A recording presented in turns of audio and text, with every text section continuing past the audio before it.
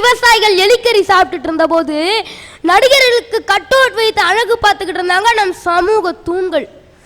பிஞ்சு குழந்தைக்கு பால் வாங்க முடியலேன்னு ஒரு தாய் வெக்கப்பட்டு தற்கொலை செஞ்ச போது தன் தலைவனுக்கு பாலாபிஷேகம் செஞ்சுக்கிட்டு இருக்கான் சமூக இளைஞன்.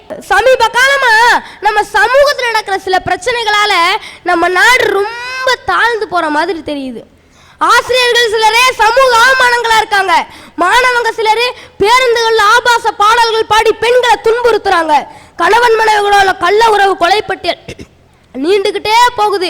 இதையெல்லாம் தடுத்து நிறுத்த வேண்டிய காவல்துறையிலும் சில கருப்பு ஆடுங்க, புனிதமான மருத்துவத்துறையிலும் சில கசாப்பு டாக்டருங்க கலந்துட்டாங்க.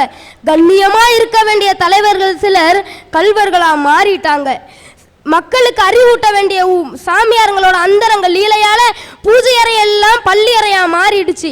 ஒழுக்கத்தை எப்படியாவது நம் சமூகத்திற்கு கற்றுக் கொடுக்க வேண்டும் என்று நம் சமூகம் போராடி கொண்டு இருக்கு சார். நிச்சயமாக ஒழுக்கத்தை யாரும் கற்றுக் கொடுக்க முடியாது, அது தானாக கற்றுக்கொள்ள வேண்டிய ஒரு பாடம். ஸ்கூலுக்கு வனத்துறையினர் மூலமா சில மரக்கன்றுங்க கொடுத்தாங்க சார். அதை நாங்கள் நட்டு வச்சோம். எங்கள் மே மாதம் லீவு முடிஞ்ச ஸ்கூலில் வந்து பார்த்தா அந்த கூண்டையெல்லாம் ஆறறிவு படைச்ச சமூகம் திருடிட்டு போயிருச்சு. அந்த மரக்கண்ணுங்களை அஞ்சறிவு படைச்ச சமூகம் தின்னுட்டு போயிருச்சு. இப்ப இருக்க சமூகத்தால ஒரு மரக்கன்றையே ஒழுங்கா பாதுகாக்க முடியலையே, எப்படி சார் நம்ம நாட்டை பாதுகாக்க போறாங்க?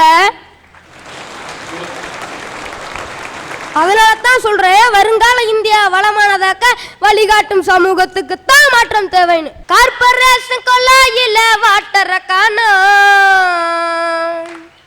கார்பரேஷன் கொள்ளையில வாட்டர காணோம், நம்ம ஆபரேஷன் தியேட்டரில் டாக்டர காணோம், கட்டண கழிப்பிடத்தில் கதவையும் காணோம், கட்டண கழிப்பிடத்தில் கதவையும் காணோம், ஐயா காசு கொடுத்து உள்ள போனா தண்ணிய காணோம், ஐயா காசு கொடுத்து உள்ள போனா தண்ணிய காணோம்.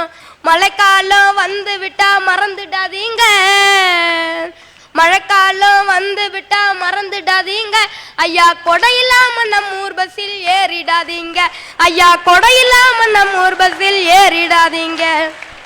இப்படிப்பட்ட சமூகத்தை பத்தி சார் நான் பேச வந்திருக்கேன். Super super sir. குரங்குல இருந்து மனுஷன் வந்தா அப்படிங்கிறது அறிவியல்.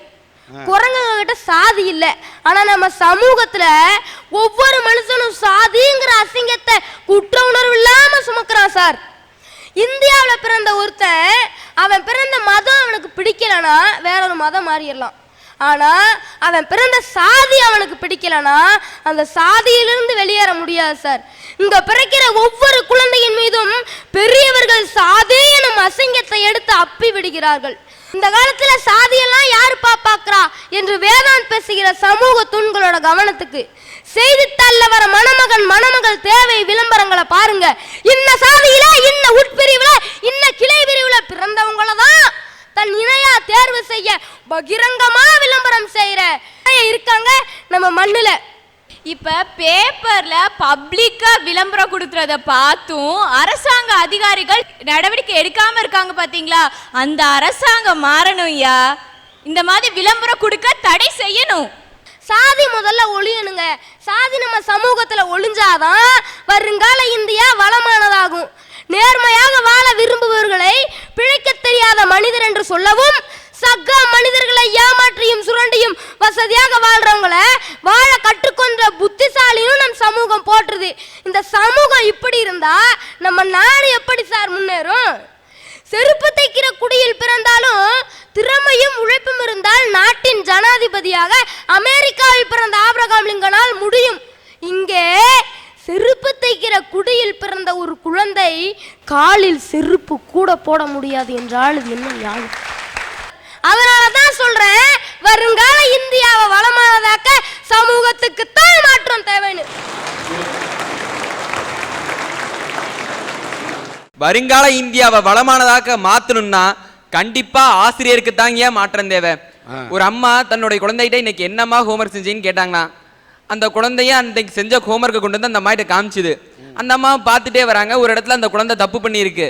அம்மா இதுக்கு இது ஆன்சர் வராது, இதுதான் ஆன்சர்னு அந்த அம்மா சொல்லித்தராங்க அந்த குழந்தைகிட்ட. அதுக்கு அந்த குழந்தை என்ன சொல்லிச்சு தெரியுமா? இல்லம்மா, எங்க டீச்சர் எனக்கு எப்பயும் தப்பானது ஒண்ணு சொல்லித்தர மாட்டாங்க, அவங்க சொல்லி தந்ததுதான் சரின்னு அந்த குழந்தை சொல்லுச்சு. ஏன்னா அந்த குழந்தை நம்புது தன்னுடைய ஆசிரியர் தனக்கு எப்பயும் தப்பானது சொல்லித்தர மாட்டாருன்னு. அப்படி அந்த குழந்தைங்க நம்புற ஆசிரியர்களுக்கு தான் இன்னைக்கு சூழ்நிலையில மாற்றம் தேவை. ஐயா, நாம மாதா பிதா குரு தெய்வம்னு சொல்லுவோம். இந்த ஆசிரியருக்கு ஏன் 3வது இடத்த கொடுத்துருக்குன்னு தெரியுமா? ஒருத்தனை நல்ல மனுஷனாகவும் நல்ல அறிவாளியாகவும் மாற்றக்கூடிய சக்தி இந்த ஆசிரியருக்கு மட்டும்தான் உண்டு. ஒரு நாட்டினுடைய சாதாரண குடிமகன்ல இருந்து இந்த நாட்டினுடைய ஜனாதிபதி வரைக்கும் உருவாக்கக்கூடிய சக்தி இந்த ஆசிரியர்களுக்கு மட்டும்தான் இருக்கு. ஆனா இன்னைக்கு இந்த ஆசிரியர்களை எங்களை எப்படி உருவாக்குறாங்க? நான் எங்களை ஒரு மார்க் எடுக்கிற மெஷினா தான் மாத்திட்டு இருக்காங்களே தவிர இந்த சமூகத்துக்கோ இந்த நாட்டுக்கோ ஒரு நல்ல மனுஷனாவோ ஒரு நல்ல சிட்டிசனாவோ அவங்க மாத்தி தர கிடையாது. ஏன், ஒரு பீரியடுக்கு 45 நிமிஷம் இருக்குல்ல, 45 நிமிஷம் என்ன பண்றாங்க? அவங்க கையில் இருக்கிற புக்ல பிரிண்ட் அடிச்சிருக்கிற வார்த்தைகளை எங்கிட்ட ஒப்பிக்காத குறையா சொல்லிட்டு போறாங்க. அப்படி பண்ணாம ஒரு பீரியடுக்கு 45 நிமிஷம் இருக்கா, 30 நிமிஷம் பாடம் எடுக்கட்டும், மிச்ச 15 நிமிஷத்தை இந்த நாட்டை பத்தியும் நாட்டு மக்களை பத்தியும் நாட்டு பற்றை எங்களுக்கு சொல்லி தந்தாதாங்க இந்த நாட்டை எங்களால முன்னேற்ற முடியும் வருங்காலத்துல. அதை விட்டுட்டு அவன் அதை செய்யறதில்ல, இவன் இதை செய்யறதில்ல, அவன் வெளிநாட்டுக்கு ஓடிடுறானா, இந்த நாட்டை பத்தி அவனுக்கு சொல்லி தந்தாதாங்க அவன் இந்த நாட்டுல இருப்பான், இந்த நாட்டு மக்களுக்கு அவன் வேலை செய்வான். வெறும் A+B² இல்ல ½ வச்சுட்டு இந்த நாட்டை முன்னேற்ற முடியாது. எங்களுக்கு இந்திய ஹிஸ்டரி எப்படி படிக்கணும்னு சொல்லி தரீங்களே தவிர நாளைக்கு இந்திய ஹிஸ்டரி எப்படி படைக்கணும்னு யாராவது சொல்லி தரீங்களா? எங்களை அபாக்கஸ் படிக்க சொல்லி தரீங்க, ஆல்பா ரேஸை பத்தி படிக்க சொல்றீங்க. எந்த ஆசிரியருங்க எங்களை அரசியல் படிக்க சொல்லி சொல்றீங்க? அப்படியே நாங்க கேட்டாலும் உனக்கு இது பேச வேண்டிய வயசு இல்ல தம்பின்னு உட்கார வச்சுறீங்கல்ல, அந்த மாதிரி ஆசிரியர்கள் தாங்க மாறணும்னு நான் இங்க பேச வந்திருக்கேன்.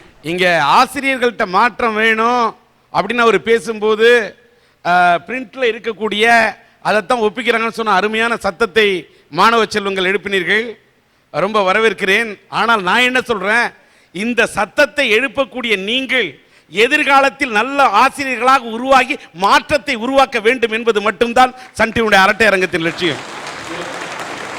அடுத்தவங்க இப்படி இருக்காங்க நம்ம சொல்லிக்கிட்டு இருந்தா போறாது, நாம எப்படி உருவாக்க போறோம் என்பதை நீங்க முடிவு பண்ணணும். ஒரு மாட்டு வண்டி நல்லா போகும்னா என்ன தேவை? அச்சாணி நல்லா இருக்கணுங்க. இங்க குடும்பமே குட்டிச்சோரா கிடக்குது, இனி எங்கெங்க அது இதுன்னு புலம்பிக்கிட்டு இருக்கிறாங்க. சார், காலையில 6 மணிக்கு எந்திரிச்சேன் சார்.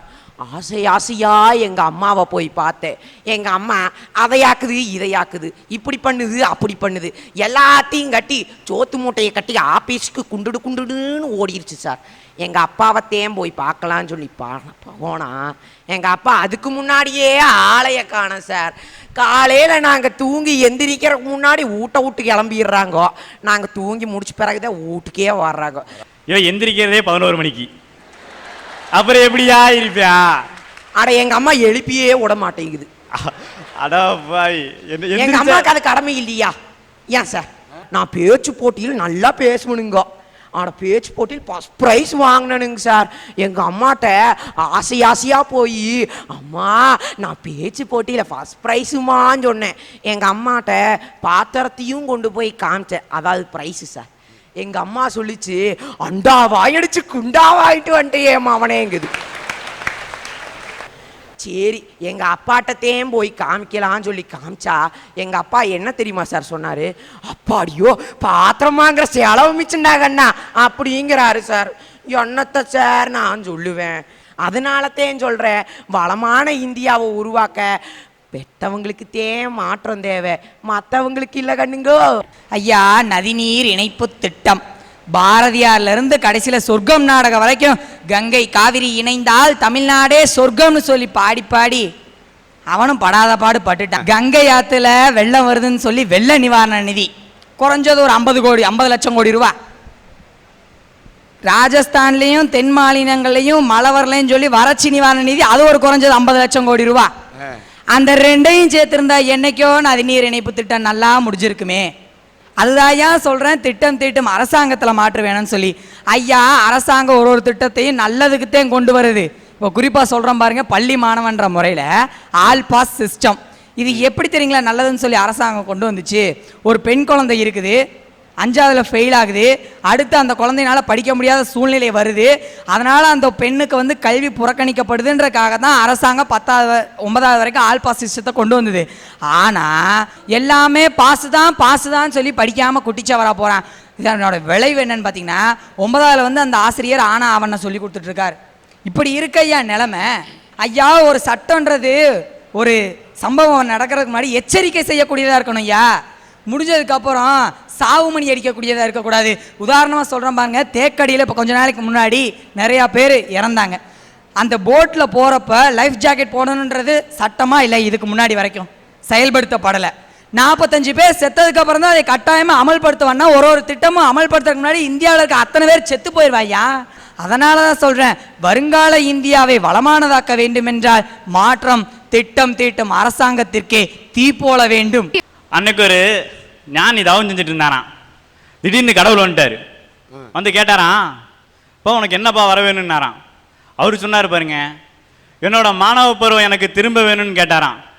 கடவுள் சிரிச்சுட்டே சொன்னாராம், நான் உன்னை வரந்தான் கேட்க சொன்னேன், நீ அந்த சொர்க்கத்தையே கேட்டியப்பா அப்படின்னாராம். அந்த மாதிரி சொர்க்கம் மாதிரி பருவம் தான் சார் இந்த மாணவ பருவம். இன்னைக்கு எங்களுடைய அந்த சொர்க்கம் போன்ற அந்த மாணவர் பருவத்தை ஒரு சில ஆசிரியர்கள் நரகமாக்கிட்டு இருக்காங்க. அதை புரிஞ்சுக்கணுங்க ஐயா.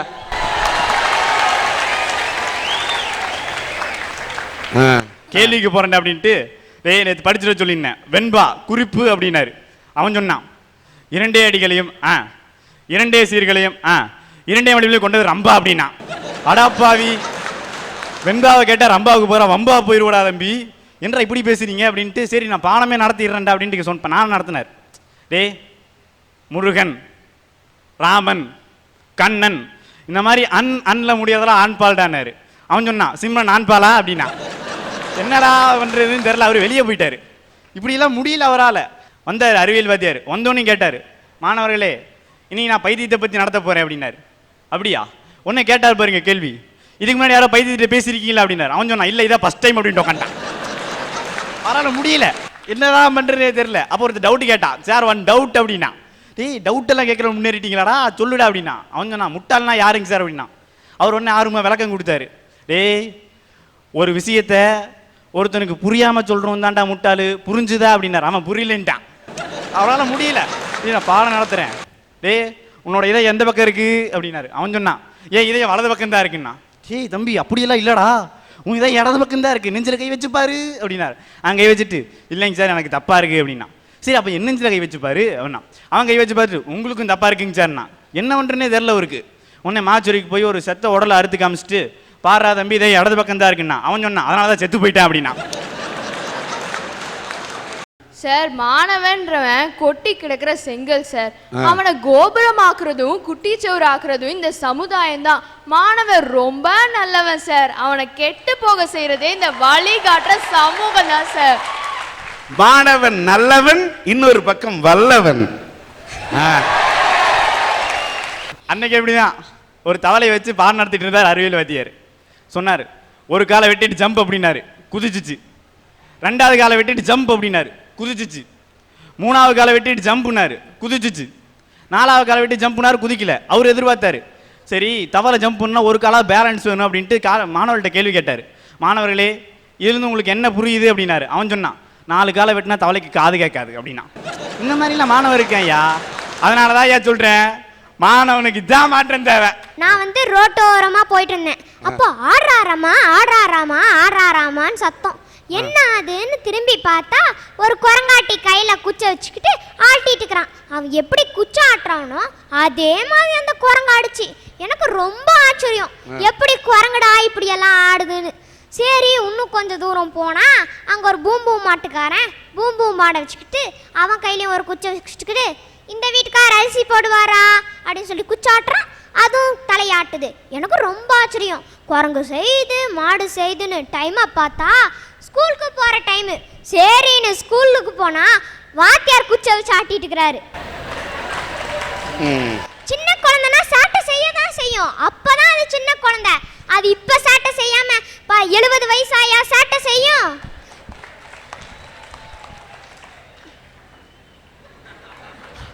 குழந்தைங்களை குழந்தைங்க மாதிரி நடத்தணும், விலங்குங்க மாதிரி நடத்தக்கூடாது. ஒரு தீபாவளிக்கு 2 நாளைக்கு முன்னாடி ஒரு வாத்தியார் சொல்றாரு மாணவங்கிட்ட, பட்டாசு வெடிக்கும் போது பார்த்து வெடிக்கணும் அப்படின்னு. தீபாவளி முடிஞ்சு அந்த மாணவன் வரான், அவன் கண்ணில் அடிபட்டிருக்கு. என்னடா தம்பியும் கண்ணில் அடின்னு கேட்டா அவன் சொல்றான், நீங்க தானே சார் பட்டாசு வெடிக்கும் போது பார்த்து வெடின்னு சொன்னீங்க, பார்த்து வெடிச்சேன் கண்ணில் வெடிச்சிருச்சு. கரெக்ட் தானே? வாத்தியார் சொல்லும் போது ஜாக்கிரதையா வெடிக்கணும்ப்பா அப்படின்னு சொல்லியிருக்கலாம் இல்லையா? அதுக்கு அவர் அப்படி பார்த்து வெடினது பார்த்து கண்ணில் வெடிச்சிருச்சு. ரெண்டு பசங்க கிளாஸ்க்குள்ள நின்று நீதாண்டா முட்டாளு நீதாண்டா முட்டாளு நீதாண்டா முட்டாளு சண்டை போட்டுக்கிறாங்க. வாத்தியார் கோவமா வராரு. என்னடா நான் இங்க இருக்கல அத மறந்துட்டீங்களான்னு கேக்குறாரு. இந்த மாதிரி ஆசிரியருக்கு தாயா மாற்றம் தேவைன்னு நான் சொல்றேன். ஐயா, யூனிஃபார்ம் எதுக்கு போட தெரியுறாங்க தெரியுமா? எந்த ஜாதியும் பார்க்காம இருக்கிறதுக்கு தான் யூனிஃபார்ம் போட சொல்லுவாங்க. ஆனா அதே கிளாஸ்ல போய் பார்த்தா ஃபர்ஸ்ட் 4 பெஞ்ச் நல்லா படிக்கிற students toppers, next 4 bench slow learners, next first bench learners, அப்படி பிரிச்சு வச்சிருக்காங்க. இந்த மாதிரி ஆசிரியருங்க தாயா மாறணும். இப்போ சமீபத்தில் நான் ஒரு நியூஸ் பார்த்தேன். ஆசிரியர் பயிற்சி மாணவருங்க எக்ஸாம்ல எஸ்எம்எஸ் மூலம் காப்பி அடிச்சாங்களாம். அவங்க டெஸ்ட் எழுதும் போது காப்பி அடிக்கிறாங்க, வாத்தியார் ஆகி கோனார் நோட்ஸை பார்த்து காப்பி அடிக்கிறாங்க. இப்போ கழித்தல் கணக்கு சொல்லி கொடுக்கும் போது கடன் வாங்கி கழிக்கணும்னு சொல்லி கொடுக்க கூடாது. ஏன்னா அவன் சின்ன வயசுல இருந்தே கடன் வாங்க கத்துக்கிறான். இனம் மாற்றி கழியுங்கள்னு தான் சொல்லி கொடுக்கணும். ஒரு ஆசிரியர் பாடத்தை மட்டும் எடுத்தா ஆசிரியர், அவங்க அதை எடுத்துக்காட்டோடு எடுத்தாங்கன்னா சிறந்த ஆசிரியர். அவங்க வாழ்க்கை தரத்தையே எடுத்துக்காட்டா வச்சு எடுத்தாங்கன்னா மிக சிறந்த ஆசிரியர். நம்ம எல்கேஜி யூகேஜிலேருந்து யூஜி பிஜி வரைக்கும் எத்தனையோ ஆசிரியர்களை பார்ப்போம். ஆனால் அதில் நம்ம மனசில் நிற்கிறது எத்தனை பேர்? ஏதோ ஒருத்தரோ 2 பேரோ.